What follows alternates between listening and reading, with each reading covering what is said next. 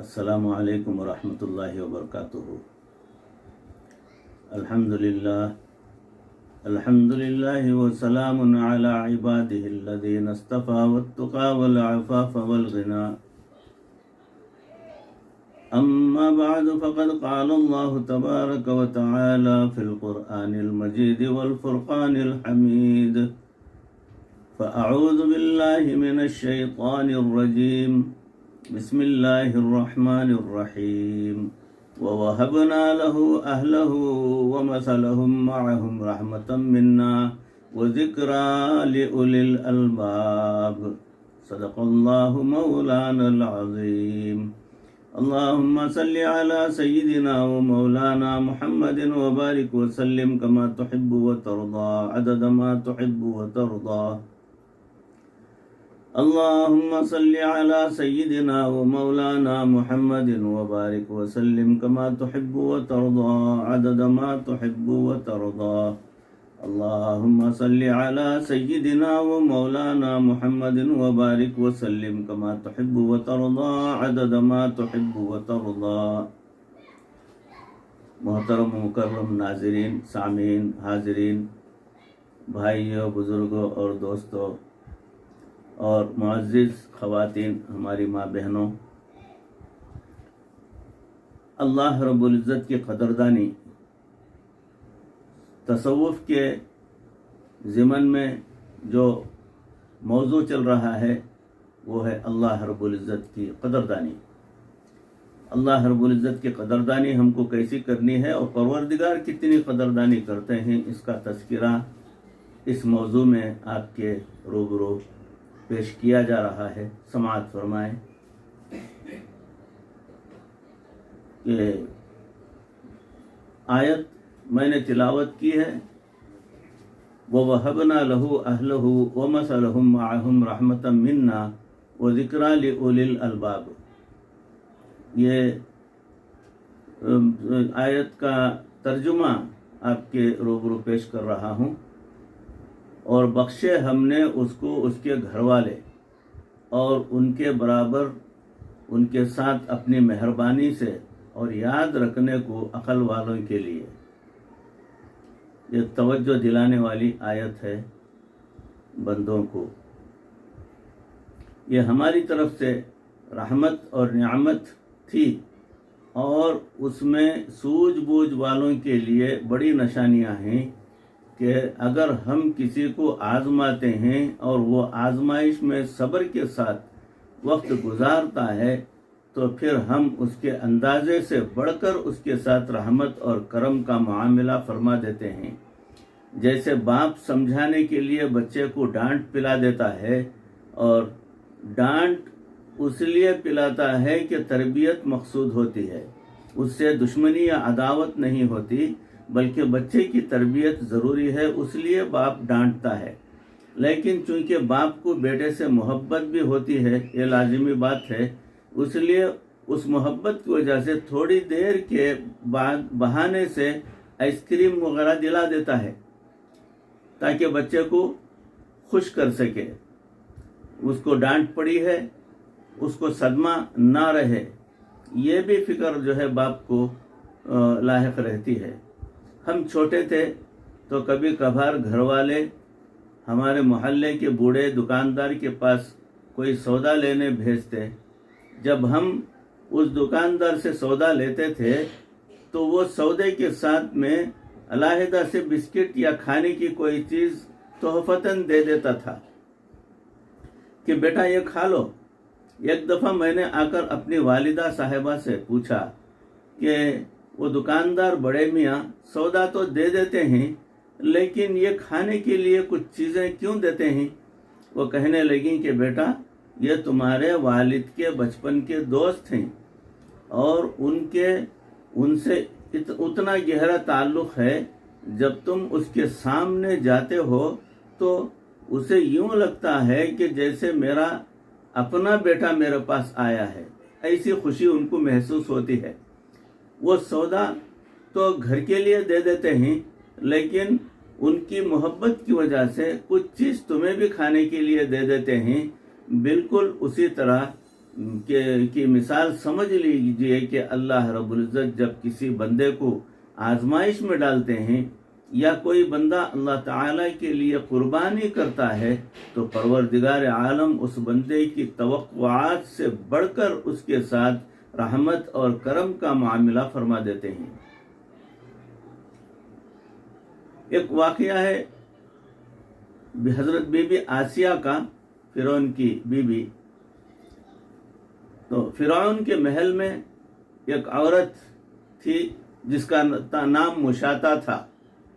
मुशाता जो है फिरौन की बीवी और बेटियों वगैरह के बाल संवारती थी, गोया वो महल की हेयर ड्रेसर थी।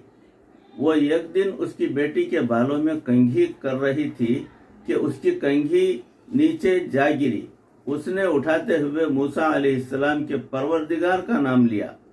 जब उसने अल्लाह रब्बुल इज़्ज़त का नाम लिया तो फिरौन की बेटी हैरान होकर कहने लगी, तू मूसा को मानती है? जब बात खुल गई तो वो झूठ कैसे बोल सकती थी। लिहाजा उसने कह दिया कि हाँ, मैं मूसा के अल्लाह को मानती हूँ।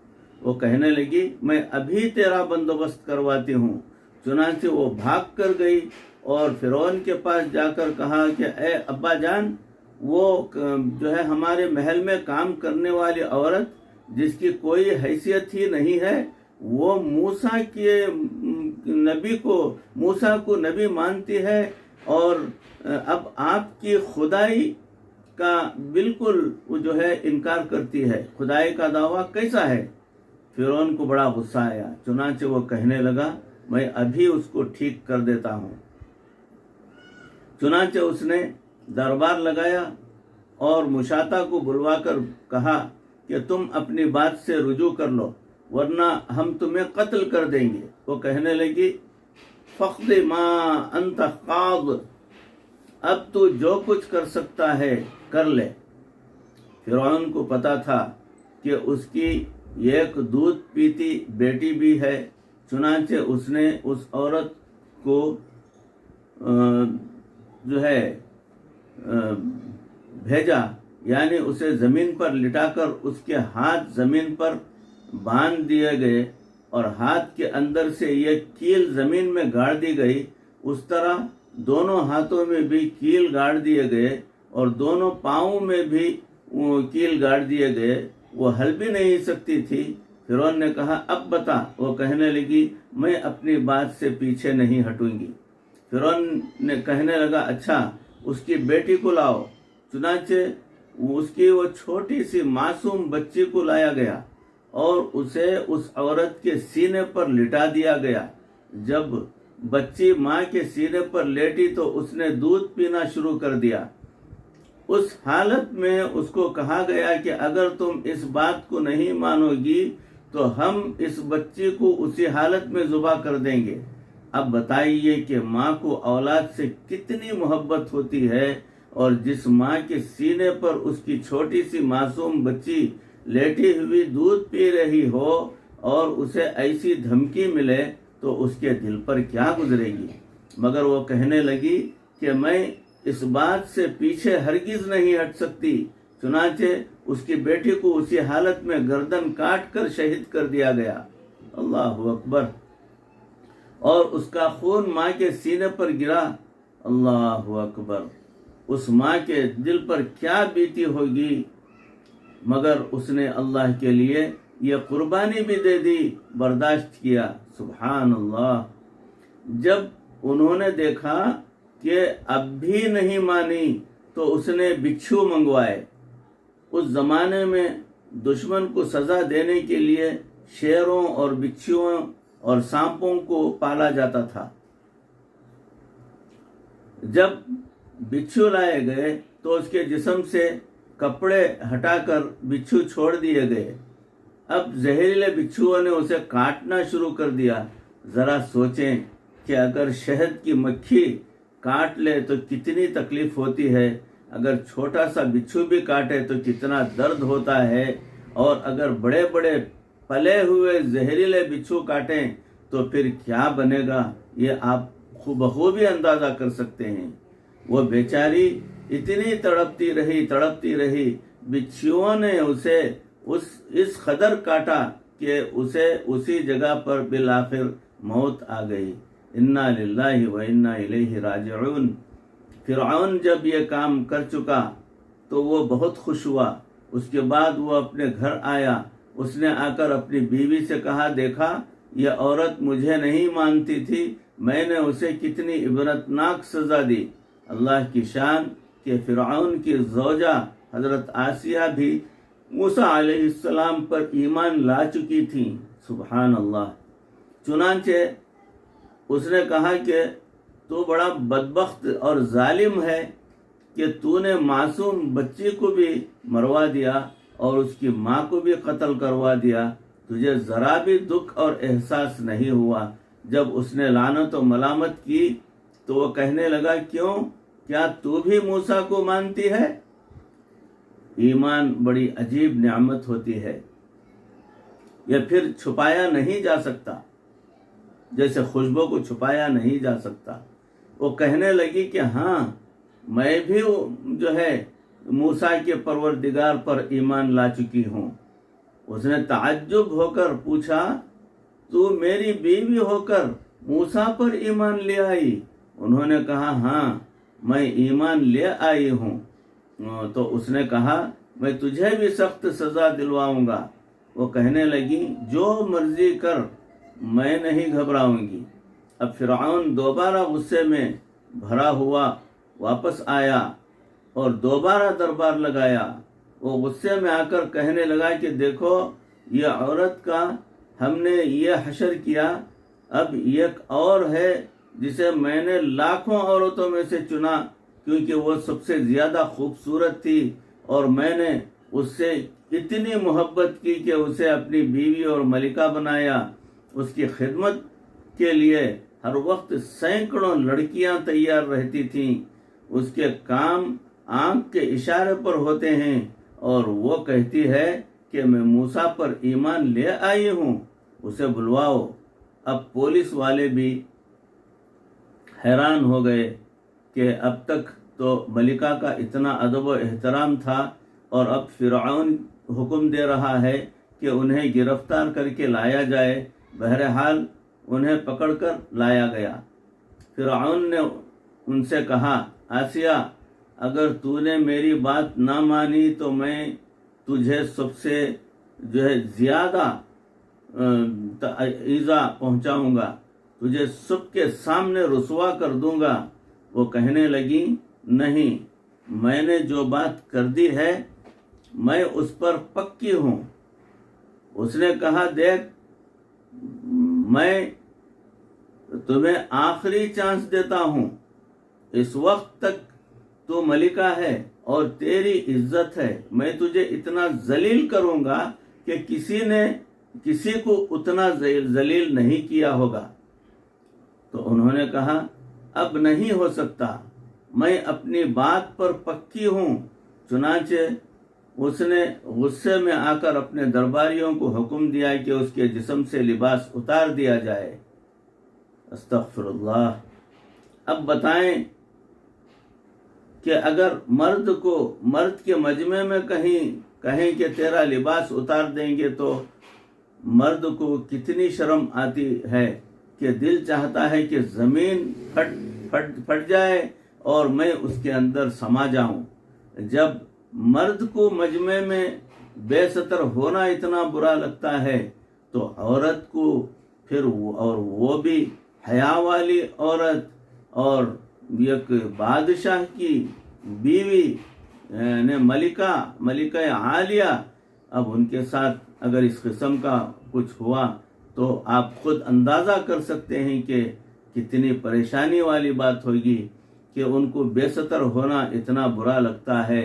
तो औरत तो फिर और भी हया वाली होती है। लेकिन हज़रत आसिया ने कहा कि तू जो कुछ भी कर ले, मैं हक बात पर से पीछे नहीं हटूंगी। चुनांचे उनके जिस्म से लिबास उतार दिया गया। अस्तगफिरुल्लाह।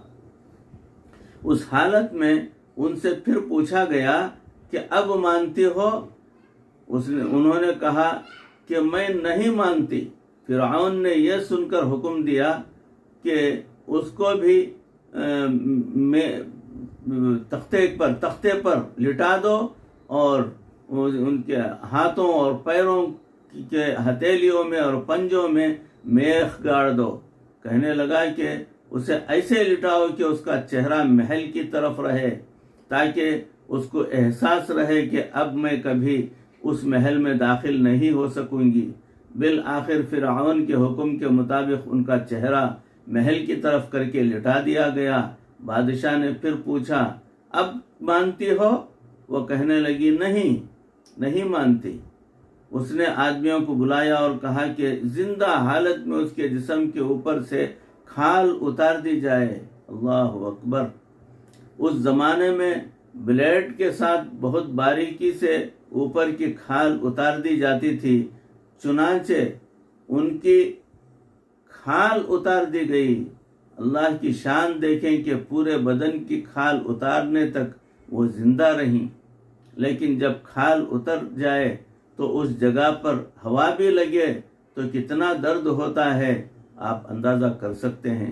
لہذا ذرا سوچیں کہ ان کے جسم کو کتنی تکلیف ہو رہی ہوگی۔ وہ مچھلی کی طرح تڑپ رہی تھیں۔ فرعون نے کہا، اب بتاؤ، اب نہ تو تجھے محل میں مل سکتا ہے اور نہ میں مل سکتا ہوں، یہ نعمتیں تم سے چھین لی گئی ہیں، اب مانتی ہو؟ تو انہوں نے کہا، میں ہرگز نہیں مانتی۔ فرعون کو غصہ تھا، لہذا اس نے مرچیں لانے کا حکم دے دیا۔ کتابوں میں لکھا ہے کہ پسی ہوئی مرچیں منگوا کر ان کے جسم پر ڈالی گئیں۔ جب مرچیں ڈالی گئیں تو انہوں نے اور بھی زیادہ تڑپنا چیخنا شروع کر دیا۔ بالآخر اس تڑپنے کی حالت میں انہوں نے اللہ تعالیٰ سے یہ دعا مانگی، رب ابن لی عندک بیتن فی الجنہ، اے رب بنا میرے واسطے اپنے پاس ایک گھر بہشت میں۔ حضرت بی بی آسیہ نے دعا میں کہا کہ اے اللہ، اس فرعون نے مجھے اپنے گھر سے دھکا دے دیا ہے اور کہا ہے کہ اب تو اس محل میں داخل نہیں ہو سکتی۔ اے اللہ، مجھے یہ محل نہیں چاہیے۔ اے پروردگار، مجھے جنت میں اپنے قرب میں ایک مکان عطا فرما دیجئے۔ یہ دعا مانگنے کے بعد بی بی آسیہ شہید ہو گئیں۔ انا للہ و انا الیہ راجعون۔ اب اللہ تعالیٰ کی قدردانی دیکھیے کہ نبی صلی اللہ علیہ وسلم جبریل امین علیہ السلام کے ساتھ معراج کے لیے تشریف لے جا رہے تھے۔ ایک وادی میں سے گزرے تو بڑی خوشبو آئی۔ نبی صلی اللہ علیہ وسلم نے پوچھا، جبرائیل یہ خوشبو کیسی ہے؟ انہوں نے عرض کیا کہ اے اللہ کے نبی، اس جگہ پر ایک عورت کی خبر ہے جو فرعون کی بیوی اور بیٹیوں کے بالوں کو ٹھیک کیا کرتی تھی۔ اس کی خبر کو اللہ تعالیٰ نے جنت کا باغ بنا دیا اور اب اس کی خوشبو سے پوری وادی مہکایا کرتی ہے۔ اللہ اکبر! اس کی خبر کی خوشبو نبی صلی اللہ علیہ وسلم نے سونگھی۔ بی بی آسیہ کے ساتھ اللہ تعالیٰ کی قدردانی کا کیا معاملہ ہوا؟ انہوں نے یہ دعا مانگی تھی کہ اللہ تعالیٰ نے ان کو جنت کے اندر گھر بنا کر رکھے اور پروردگار کے بازو میں ان کو رہنا پسند تھا۔ رب ابن لی عندک بیتن فی الجنہ، اے میرے پروردگار، اور جنت کے اندر میرے لیے ایک ایسا مکان جو آپ کے قریب والا ہو، مجھے بنا لیجئے۔ اس کی ایسی قدردانی فرمائی کہ جب نبی اکرم صلی اللہ علیہ وسلم کی پہلی زوجہ محترمہ حضرت خدیجہ الکبریٰ رضی اللہ تعالی عنہا فوت ہونے لگیں تو نبی صلی اللہ علیہ وسلم نے ارشاد فرمایا، خدیجہ اگر تم فوت ہو گئی تو پھر جنت میں جاؤ گی، تم وہاں میری بیویوں کو سلام دے دینا۔ حضرت خدیجہ رضی اللہ تعالی عنہا یہ سن کر بڑی حیران ہوئیں اور پوچھنے لگیں، اے اللہ کے نبی صلی اللہ علیہ وسلم، میں دنیا میں آپ کی پہلی بیوی ہوں، وہ بیویاں کون ہیں جن کو سلام دینے کے لیے آپ نے یوں فرمایا؟ نبی صلی اللہ علیہ وسلم نے ارشاد فرمایا کہ فرعون کی بیوی آسیہ بنت مزاحم اور عیسیٰ علیہ السلام کی والدہ بی بی مریم جنت میں پہنچ چکی ہیں۔ اللہ تعالیٰ نے انہیں جنت میں میری بیویاں بنا دیا ہے۔ اللہ کی قدردانی دیکھیے کہ بی بی آسیہ نے اللہ تعالیٰ سے مکان مانگا تھا، اللہ تعالیٰ نے ان کو گھر تو دے ہی دیا، ساتھ گھر والا بھی عطا فرما دیا، اور گھر والا بھی ایسا دیا جو ان کا محبوب صلی اللہ علیہ وسلم تھا۔ سبحان اللہ، فرعون نے اپنے گھر سے نکالا تھا، اللہ تعالیٰ نے انہیں نہ صرف اپنے قرب میں جگہ دی بلکہ فرعون بے ایمان کے بجائے اللہ تعالیٰ نے ان کو اپنے محبوب سید الاولین والآخرین کی بیوی بنا دیا۔ تو معلوم ہوا کہ جب بھی کوئی بندہ اللہ کے لیے قربانی دیتا ہے تو اللہ تعالیٰ قدردان ہیں، اور وہ اس کی امیدوں سے بڑھ کر اس کی قدردانی فرماتے ہیں۔ تو حضرات گرامی، بھائیوں، بزرگوں اور دوستوں، معزز خواتین، ہماری ماں بہنوں، موضوع چل رہا ہے اللہ رب العزت کی قدردانی کا۔ اس میں یہ واقعہ حضرت آسیہ کا آپ نے سماعت فرمایا۔ انشاءاللہ اگلی مجلس میں، اگلی نشست میں سیدنا ابراہیم علیہ السلام پر انعامات خداوندی جو ہے اس کا وہ تذکرہ آپ حضرات کے روبرو پیش کرنے کی انشاءاللہ کوشش کروں گا۔ پروردگار کہی سنی باتوں پر اس عاجز کو بھی، آپ تمام کو بھی عمل کرنے کی توفیق عطا فرمائے، ہمارے دلوں کی اصلاح فرمائے، ایمان کا جذبہ عطا فرمائے، ہر قسم کی برائیوں سے ہماری پروردگار مکمل حفاظت فرمائے، مرتے دم تک کسی کا محتاج نہ بنائے، ایمان پر ہمارا خاتمہ فرمائے۔ وآخر دعوانا ان الحمد للہ رب العالمین۔ السلام علیکم ورحمۃ اللہ وبرکاتہ۔